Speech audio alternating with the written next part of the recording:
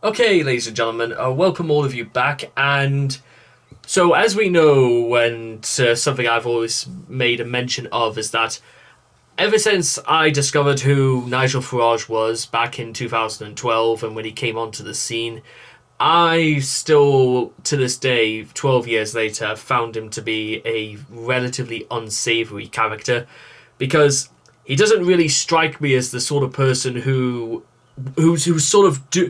does things for, to be honest, the best reasons. Now, some people may argue that some politicians, they do that, even those who ideologically are like opposite of me and opposite of a lot of other people, there is some semblance in maybe in the back of their minds that they think that what they're doing is for the greater good of who they represent.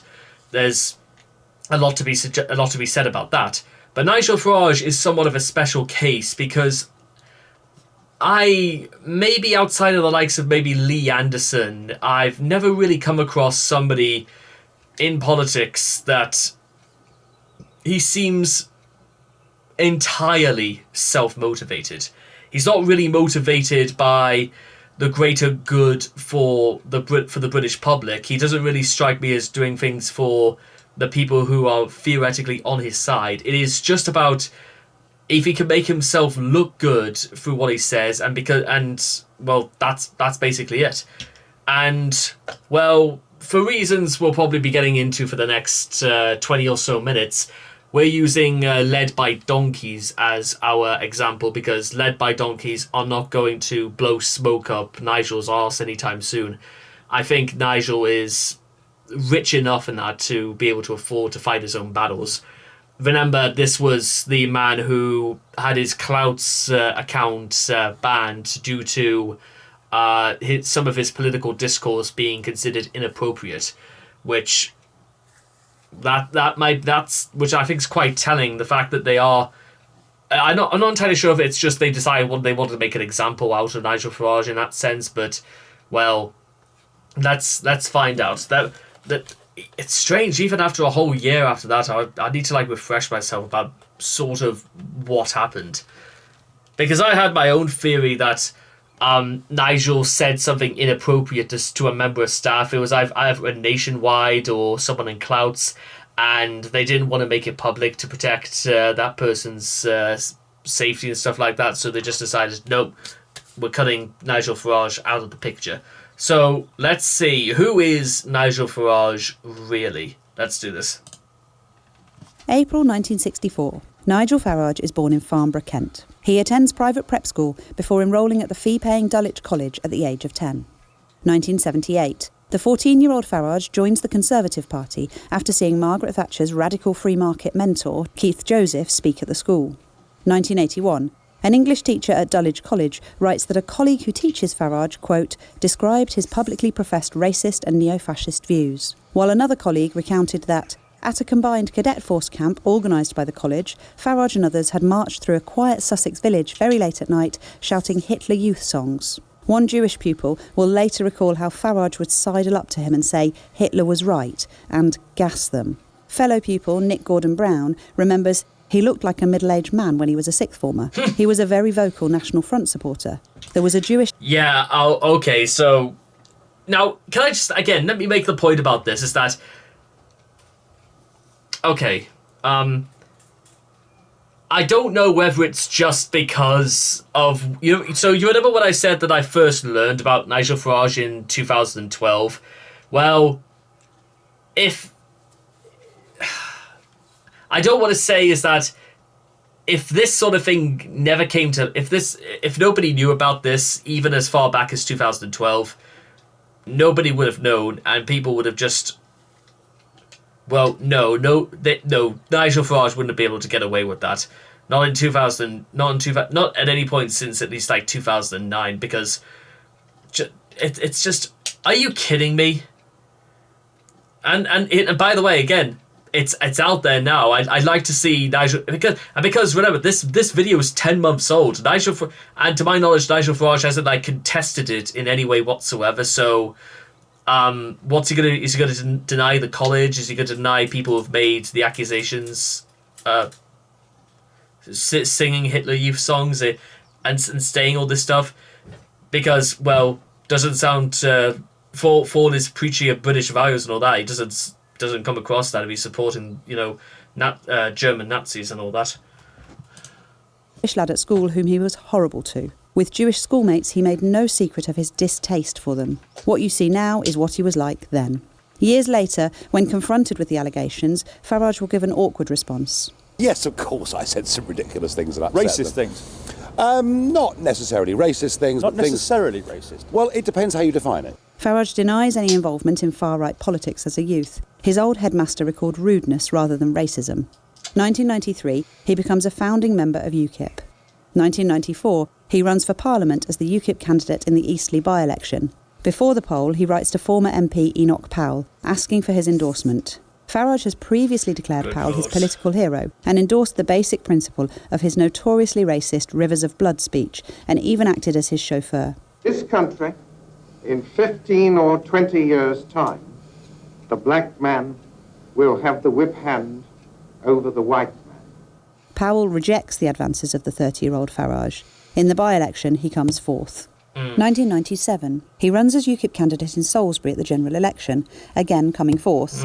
The following month, he meets Mark Devon, a former UKIP activist who is now head of research at the neo-Nazi BNP, and the editor of Mindbenders, a supposed expose of Jews in the media. Farage is seeking compromising information on UKIP leader Alan Sked in an effort to oust him. A photo shows Farage and Devon at the meeting, along with Tony Leckermer, a BNP member who served 3 years in prison for handling explosives in an attempt to bomb a left-wing group. Leckermer was given another 3 years for stabbing a Jewish schoolteacher who had been trying to remove a BNP sticker on the underground. 1999, Farage is elected to the European Parliament as MEP for South East England. He soon identifies how an unscrupulous MEP could abuse the expenses system in Brussels.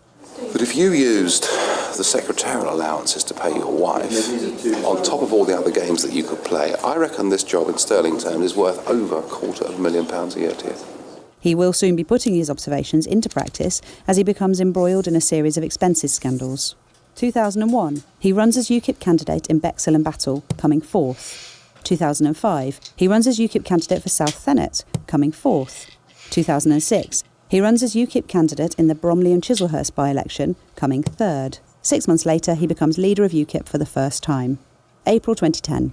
UKIP MEP Nigel Farage admitted that he has taken £2 million of taxpayers' money and expenses, employs his wife to run his office, paid from his allowances, and is hoping to become an MP at the next election. Well, he certainly ticks all the boxes. Do we get right a reply here? Yes. The money didn't go to me. That's Wasn't the it point. for your party and your offices? Didn't go to me, it went to employees. May 2010, at the general election, he stands in Buckingham, coming third behind a candidate championed by a dolphin. Hey! 2012, he advocates for the dismantling of the NHS. Oh, God. And I think we're going to have to move to an insurance-based system of healthcare.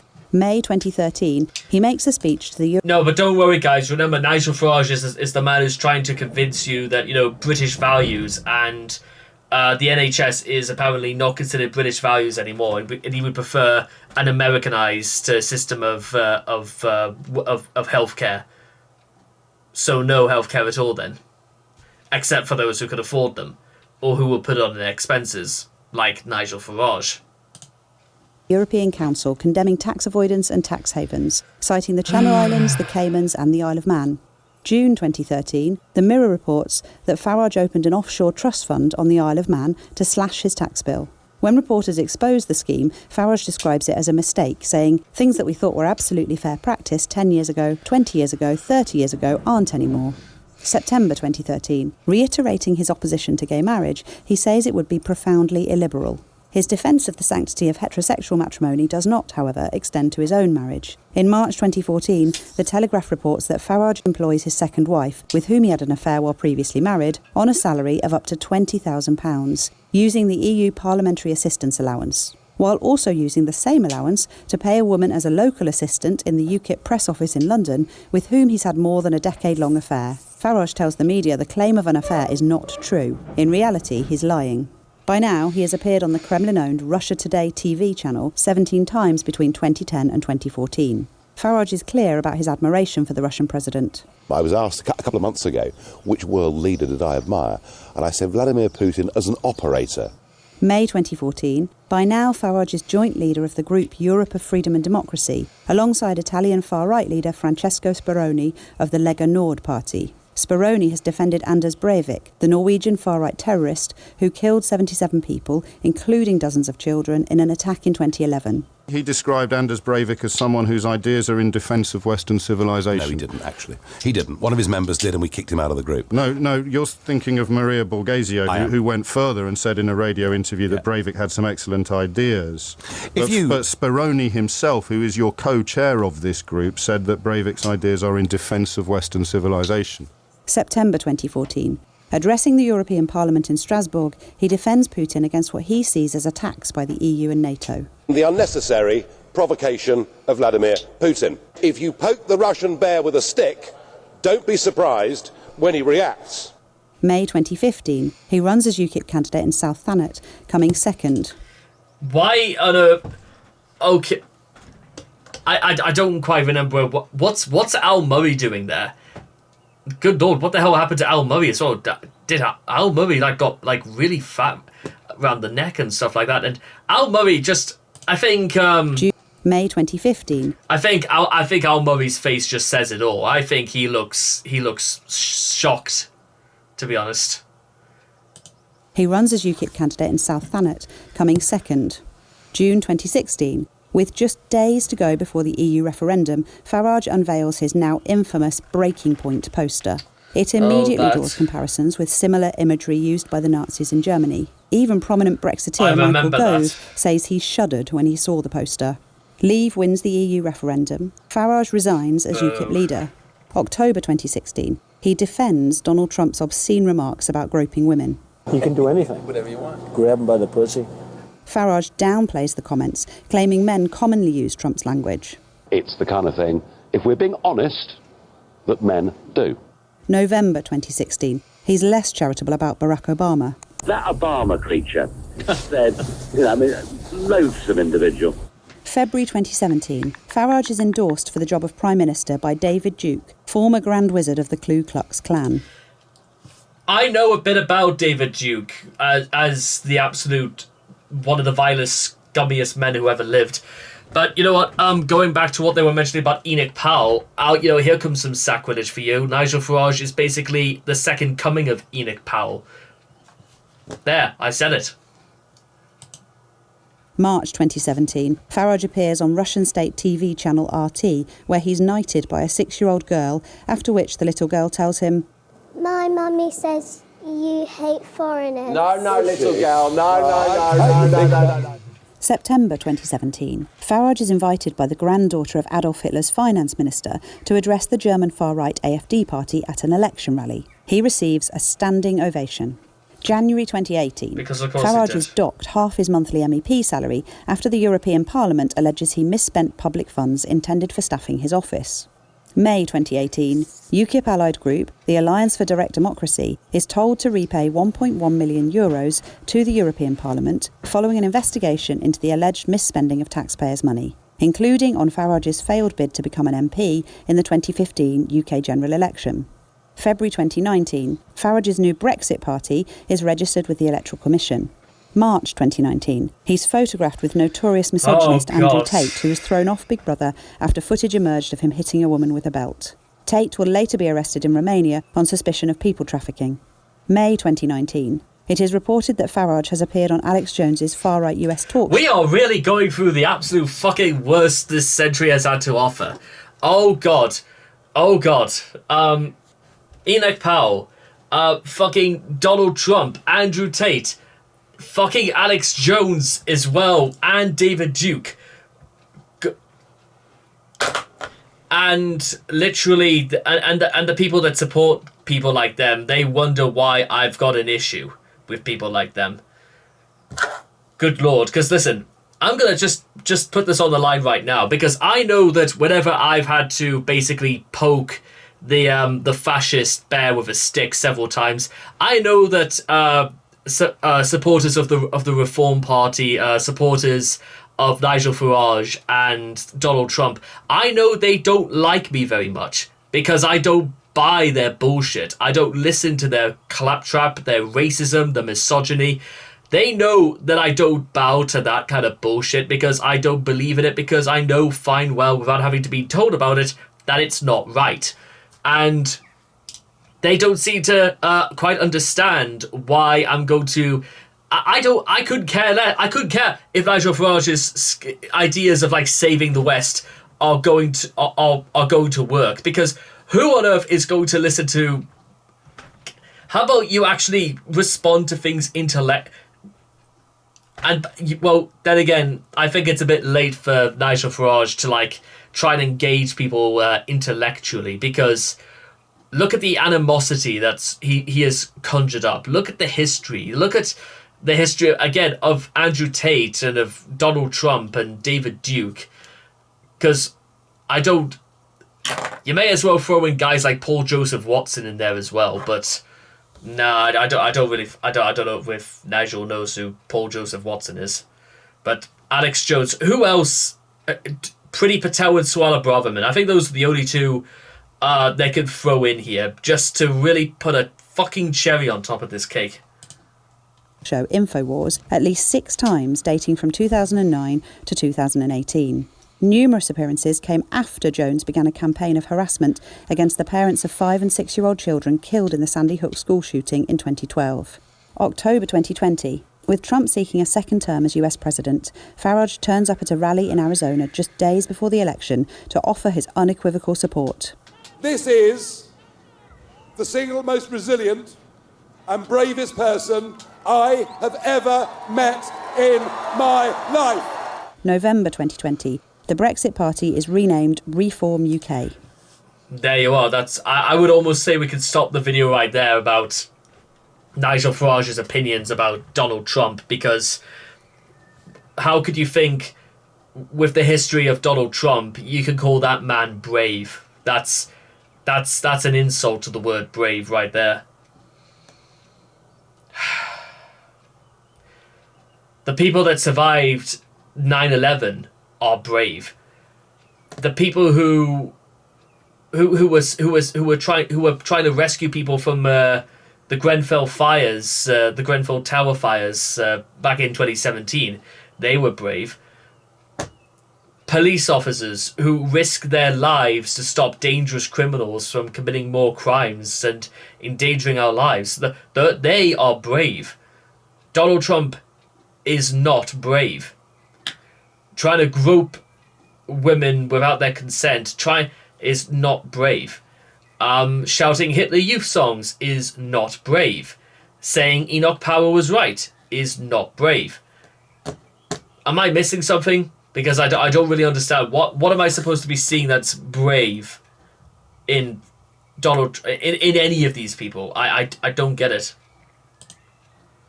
February 2022, he blames the EU and NATO for Putin's invasion of Ukraine, earning support from the Russian state TV channel RT. March 2022, he complains about the government sanctioning Russian oligarchs. And my question was, where's the due process? But it's happened anyway, hasn't it? June 2023, he claims his bank account has been cancelled because of serious political persecution. It soon transpires that man of the people Farage has his account with elite establishment bank Coutts, which counts the royal family amongst its clients. An internal Coutts report on Farage states, at best he is seen as xenophobic and pandering to racists, and at worst he is seen as xenophobic and racist. He is considered by many to be a disingenuous grifter. Fortunately for Farage, there is legislation protecting bank account holders from discrimination based on political beliefs, if indeed that's what's really happened. The law in question has been retained by the UK, but it was originally passed by the European Union. So, despite Farage's best efforts, there's basically, like, not much else he could have done.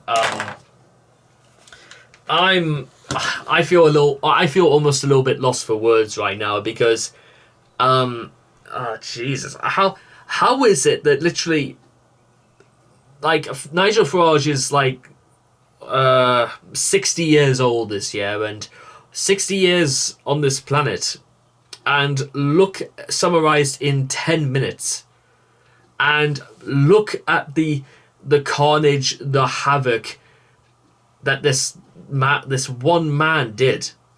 Now, I'm pretty sure, again, a lot of people have also jumped on the bandwagon and stuff like that, and it wasn't just Nigel, it was... But, oh my god.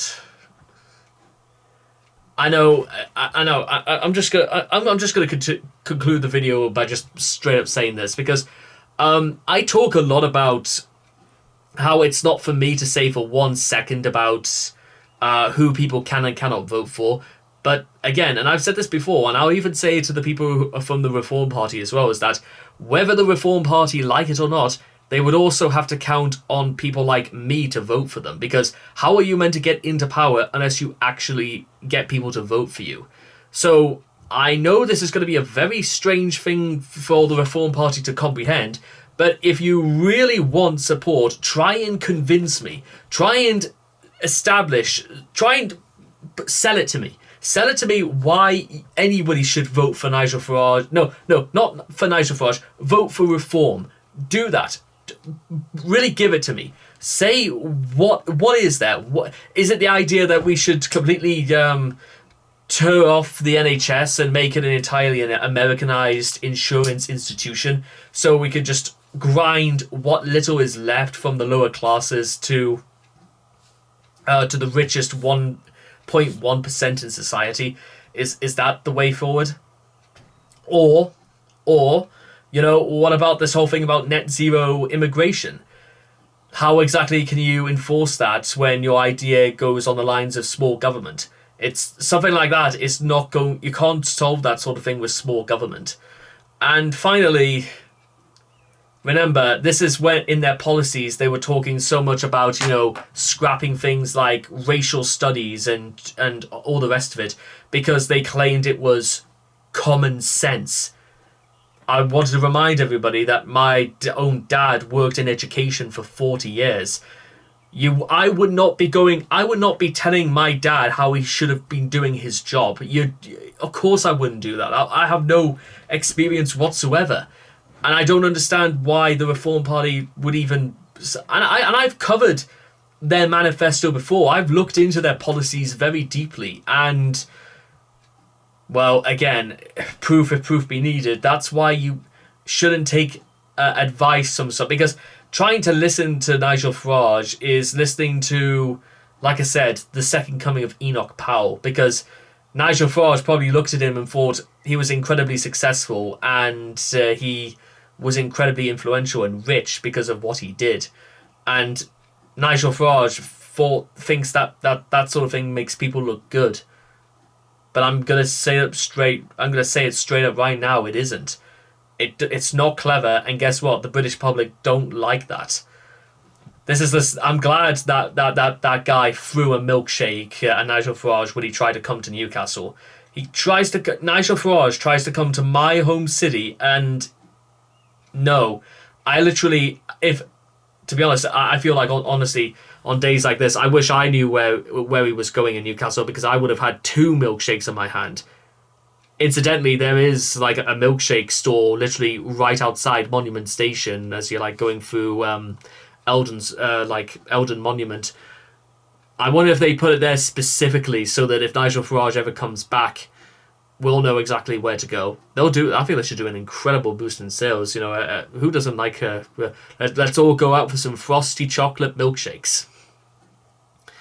So, thank goodness. Thank goodness now I know the full story, and that we can put a firm slam the book down once and for all, because if I ever have to hear Nigel Farage try to convince people that he's right, no, I just won't. And I won't have any shame to admit that I'm not going to be listening either. So, good luck, Nigel Farage, because 60 years...